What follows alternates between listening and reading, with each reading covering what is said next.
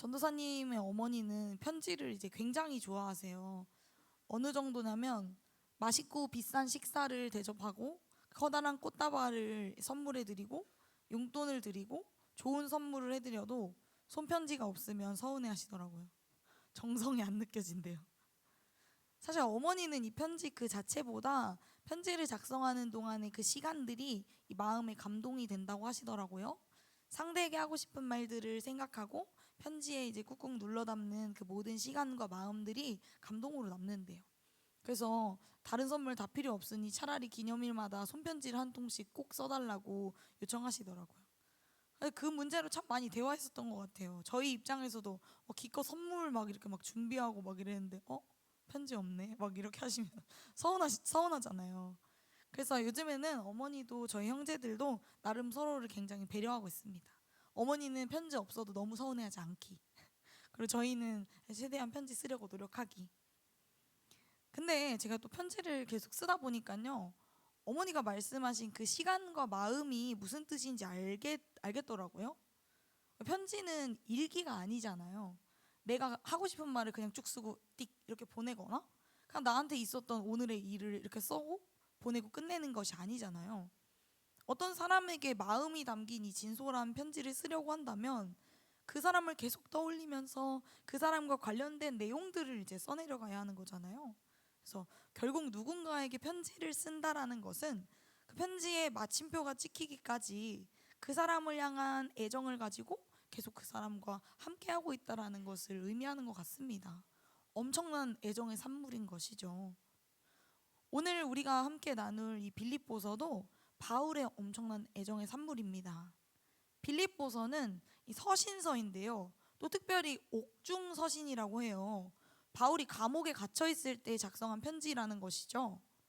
바울이 감옥에 갇혀 있으면서 사랑하는 빌립보 교회를 생각하며 그들에게 필요한 말들을 꼭꼭 담아 사랑을 보내었습니다. 그러나 동시에 이 빌립보서는 결코 빌립보 교회만을 위한 애정의 산물이 아닙니다. 바울이 빌립보 교회에게 사랑을 담고 편지하였듯 하나님께서도 오늘날의 우리에게 동일하게 이 편지를 보내고 계세요. 사랑하는 여러분, 오늘 말씀을 통하여 우리 삶 가운데 밝히 드러내시는 하나님의 음성을 듣는 우리가 되기를 간절히 소망합니다. 우리가 말씀을 좀 함께 보기 전에 이 빌립보 교회가 놓인 상황들에 대해서 한번 알아볼게요.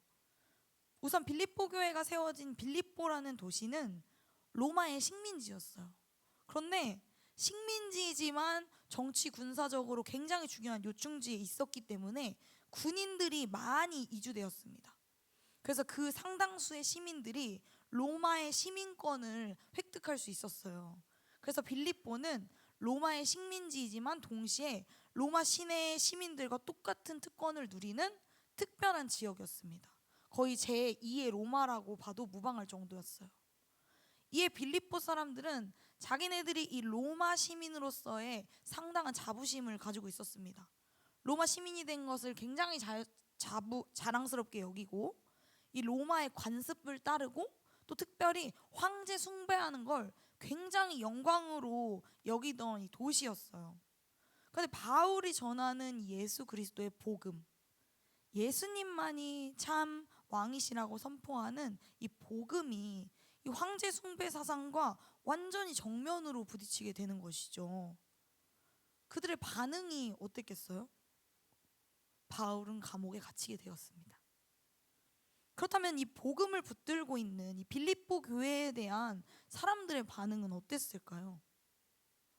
빌립보 교회도 여러 고난과 괴로움의 상황 가운데 놓이게 되었습니다.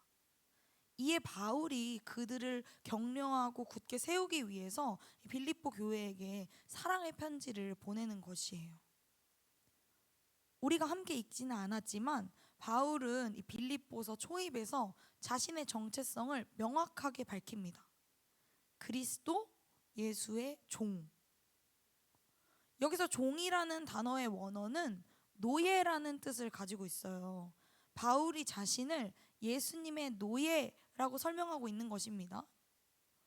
노예를 사전에 쳐보면요, 남의 소유물로 되어 자기 의사나 행동을 주장하지 못하고 이런 내용들로 설명이 됩니다. 자신의 것을 주장하지 못하고 오직 매여 있는 존재, 강력하게 주인에게 속해 있는 존재라는 것이에요.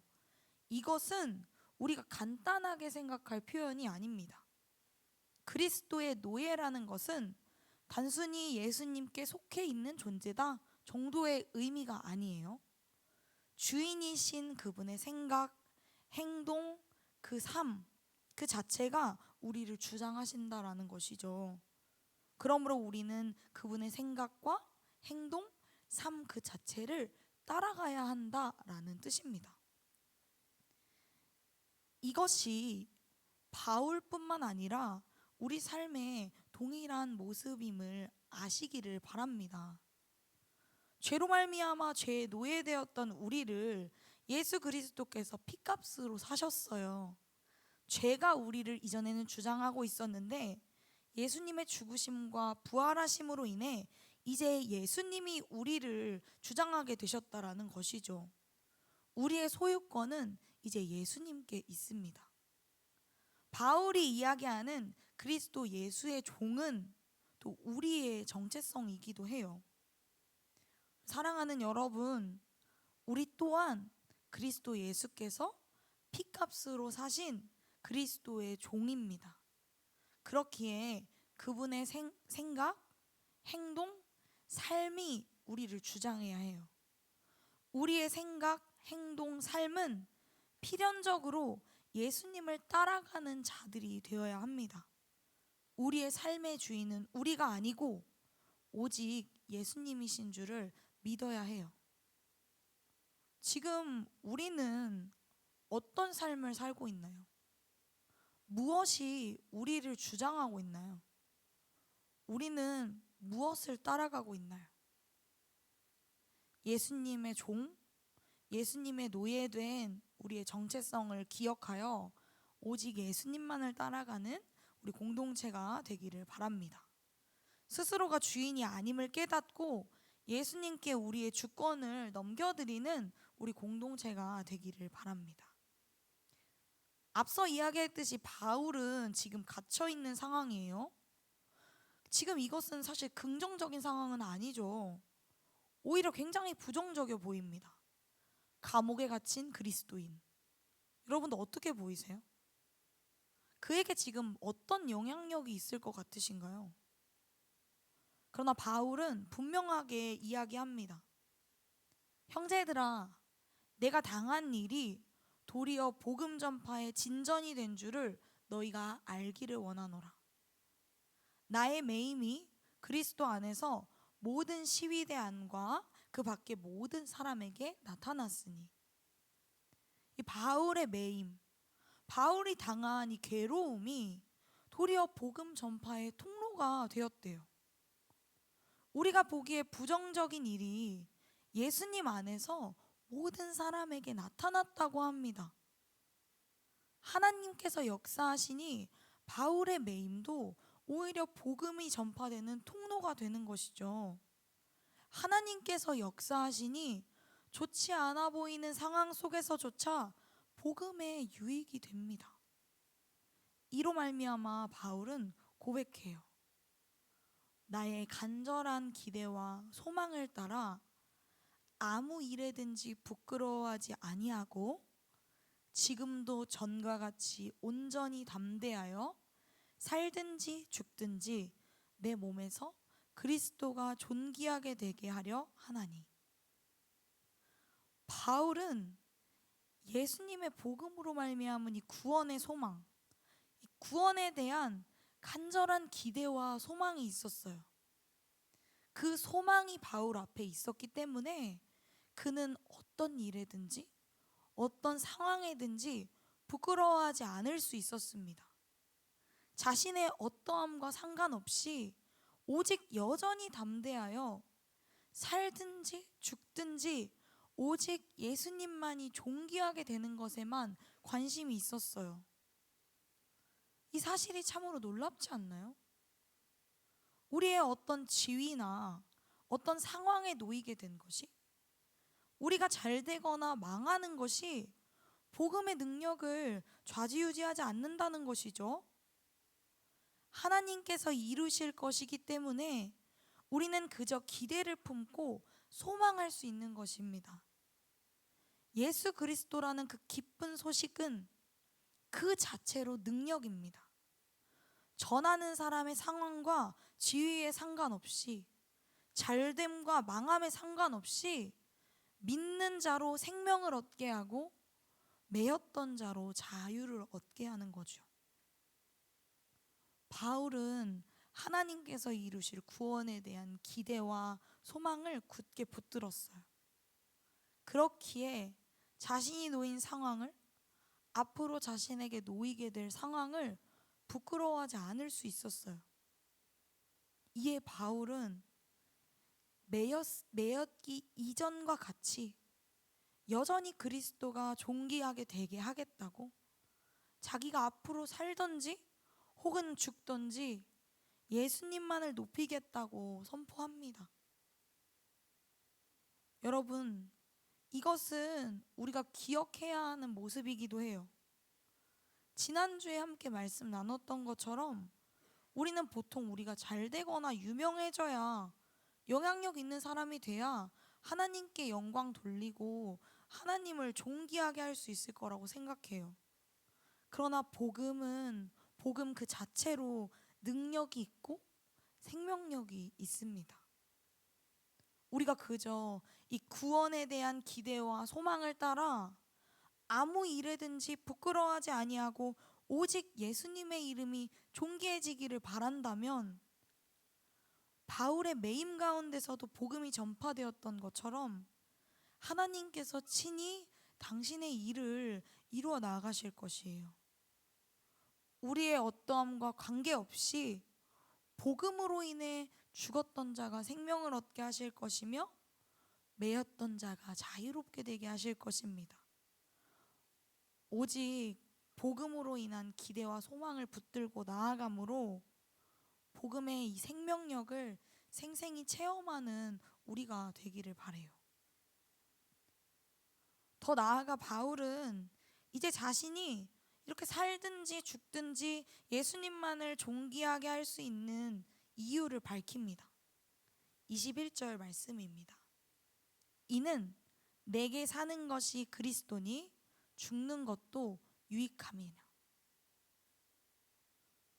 바울이 어떤 상황 속에서도 예수님만을 존귀하게 하겠다, 죽든지 살든지 예수님만을 존귀하게 하겠다라고 할 수 있는 이유는 바울의 생명이 예수님으로 인해 주어졌기 때문입니다. 아시는 분들은 아시겠지만 바울은 원래 예수님 믿던 사람들 열심히 따라다니면서 박해하던 자였어요. 그냥 자기 옆에 있는 사람들만 박해하는 것이 아니라 멀리까지 출장 다니면서 괴롭게 하던 사람이었습니다. 그런데 예수님께서 그 바울을 찾아오셨어요. 심지어 예수님 찾아오셨던 그 날도 바울은 예수님 믿는 자들을 괴롭게 하기 위하여 다메섹으로 향하던 중이었어요. 예수님의 대적자였던 그를 예수님께서 만나 주신 것입니다. 가치가 없었던 자를 만나 주신 은혜. 그에게 이 은혜가 얼마나 큰 감동이었겠어요. 그래서 바울은 예수님을 위해 살기로 하였습니다. 만일 예수 그리스도를, 이 복음을 위해서 내가 죽음에 놓이게 된다면 그것까지도 유익한 것일 것이라 하고 이야기하면서요. 그런데 여러분, 이것은 다만 바울에게만 해당되는 이야기가 아닙니다. 사실 우리 모두도 하나님의 대적자였어요. 저는 저 정도까지는 아닌데요. 하시나요? 정도가 달랐을 뿐이지 우리 중 누구도 예수님을 먼저 찾은 사람이 없어요. 예수님 찾으려 하지 않았고 믿으려 하지 않았고 더 나아가서는 더 완강히 거부하고 거절하고 배신하였는데 예수님께서 우리를 찾아와 주신 것입니다. 예수님께서 우리를 불러주신 것입니다. 우리에게 생명을 주신 것입니다. 그러니 우리의 사는 것도 그리스도예요. 우리의 모든 생명 또한 예수 그리스도로 인해 말미암은 것이에요. 그러니 우리도 바울과 같이 동일하게 예수님을 위해서는 죽는 것도 나에게 유익합니다 하고 고백할 수 있는 것이에요. 또 우리에게 이 죽음이 유익한 이유는 죽음이 사람들이 말하는 것과는 다르기 때문입니다. 이 빌립보 교회가 살아가던 당시 죽음이란 괴로움에서 탈출하는 수단, 모든 것을 초월하는 무의 상태에 들어가는 것으로 생각되었습니다. 그러나 우리의 죽음은 달라요. 단순히 괴로움에서 탈출하는 수단이나 무의 상태가 되는 것이 아닙니다. 성도, 믿는 사람들의 죽음은 달라요. 예수 그리스도께서 믿는 사람들을 영원한 생명으로 옮기셨잖아요. 그렇기에 이제 죽음은 형벌도 아니고 끝도 아니에요. 영원한 생명과 맞닿아 있는 것입니다. 썩어질 몸을 벗고 이 땅에서 썩어질 몸을 벗어버리고 하나님과 예수님과 영원히 함께하는 것이에요. 그렇기에 성도의 죽음은 이 땅에서 더 이상 함께할 수 없다는 아쉬움의 슬픔은 있지만 영원한 슬픔이나 절망이 아니게 되었습니다. 그렇기에 이 사실을 알고 있는 바울은 그의 죽음조차도 두려운 것으로 여기지 않을 수 있었던 것입니다. 이 때문에 바울은 또 더 나아가서 차라리 세상을 떠나 그리스도와 함께 있는 것이 훨씬 더 좋은 일이라서 내가 그렇게 하고 싶다 라고까지 이야기해요. 죽음을 그리스도와 함께 있게 되는 더 좋은 것으로 여기는 것이에요. 그러나 바울은 다만 자신의 유익함, 훨씬 더 좋은 일을 선택하지 않습니다. 24절 말씀입니다. 내가 육신으로 있는 것이 너희를 위하여 더 유익하리라. 왜냐하면 바울이 육신으로 있는 것이 이 빌립보 교회를 위하여 더욱 유익한 것이었기 때문입니다. 우리 이 빌립보서 초입의 바울의 고백을 기억하시나요? 그리스도 예수의 종. 바울은 그리스도 예수의 종으로 예수 그리스도의 삶, 그 삶의 자취를 따라 사는 사람입니다. 그는 예수님의 모습을 닮아가기를 취해요. 자기를 버리시고 자기 유익을 버리신 그 모습. 자기의 죽으심으로 모두를 구원하신 그 모습. 그 모습을 취하기로 합니다. 자신의 유익만을 취하기를 내려놓고 빌립보 교회의 유익을 선택하는 것이죠. 앞으로의 삶의 괴로움이 고난이 가득할지라도 빌립보 교회의 영적 성장과 믿음의 기쁨을 더하여 주기를 선택하는 것이죠. 그리스도의 종으로서 예수님께 배운 그 모습을 선택하는 것입니다.